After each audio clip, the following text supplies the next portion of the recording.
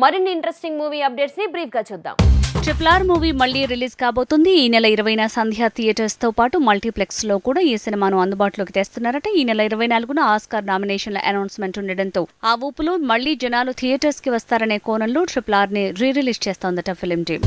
Mega power star Ram Charan తో ఖైరా అద్వానీ చేస్తున్న movie release date fix అయింది. ఈ ఏడాది ఏప్రిల్లో విడుదల కావటం పక్కా అంటున్నారు. ముందు ఆగస్టుకి మార్చాలనుకున్న తర్వాత పోటీ పెరుగుతుండటంతో శంకర్ తన నిర్ణయం మార్చుకున్నాడట.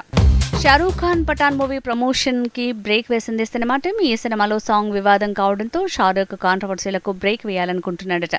అందుకే రిలీజ్ కి వారమే ఉన్నా ఇంకా మీడియాకు ఇంటర్వ్యూలు ఇవ్వట్లేదట Shah Rukh.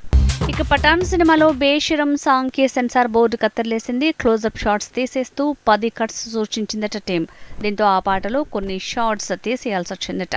Super star Rajinikanth Jailer మూవీలో కీ రోల్ వేస్తున్నాడు సునీల్. పుష్ప మూవీతో వచ్చిన ఇమేజ్ వల్లే ఇలా సునీల్ కి కొత్త తరహా అవకాశాలు పెరుగుతున్నాయి. రజనీకాంత్ జైలర్ లో సునీల్ విలన్ అని ప్రచారం జరుగుతోంది. ఆల్రెడీ ఫిల్మ్ టీం రిలీజ్ చేసిన పోస్టర్ వైరల్ అయింది. ఆదిపురుష్ మూవీ జూన్ 16న రిలీజ్ చేస్తున్నట్టు తేల్చింది సినిమా టీం. దీంతో సలార్ టీం అలర్ట్ అయింది. సెప్టెంబర్ 28కి రిలీజ్ పోస్టర్ ని రెడీ చేస్తోందని ప్రచారం జరుగుతోంది.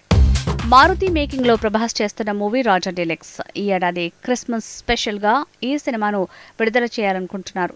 దానికి తగ్గట్టి 6 నెలల్లో టాకీ పార్ట్ పూర్తి చేసేలా షెడ్యూల్ ప్లాన్ చేశాడట మారుతి.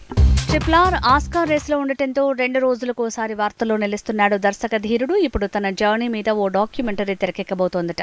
సమ్మర్లో ఆ డాక్యుమెంటరీ రిలీజ్ అవుతుందని తెలుస్తోంది.